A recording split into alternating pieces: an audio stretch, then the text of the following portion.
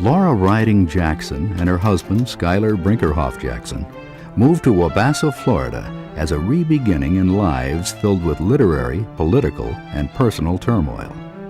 Laura was a highly regarded but controversial American expatriate poet, story writer, and critic who had lived abroad for many years in partnership with the British poet and historical novelist Robert Graves.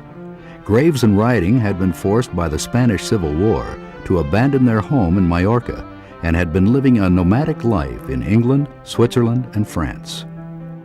Schuyler was a poet and critic for Time magazine. When Laura and Schuyler met in 1939, the converging thoughts they had exchanged for several years through letters turned to love. Laura and Schuyler were married on June 20th, 1941. 2 months earlier, they had purchased a dilapidated 1910 Florida homestead in Small Citrus Grove. They had found a place where they would be left alone to pursue their dream of creating a new dictionary for the English language, where they would, in Laura's words, be left alone to be, left alone to do.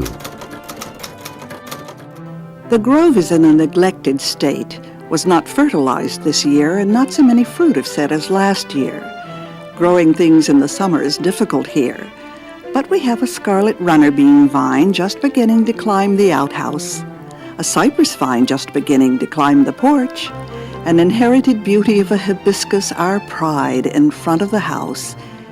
To support themselves, Laura and Schuyler labored on their gift fruit business, which had hundreds of loyal customers throughout the United States.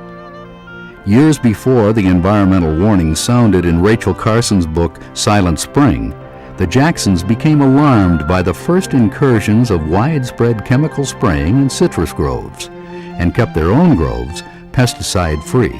When Schuyler's ill health forced them to close down their business, they wrote each customer an apologetic farewell.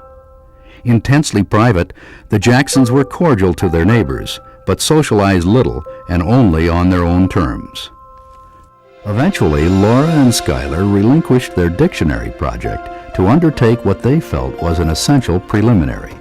This was the more fundamental task of defining the underlying principles of language in a work they entitled Rational Meaning, a New Foundation for the Definition of Words.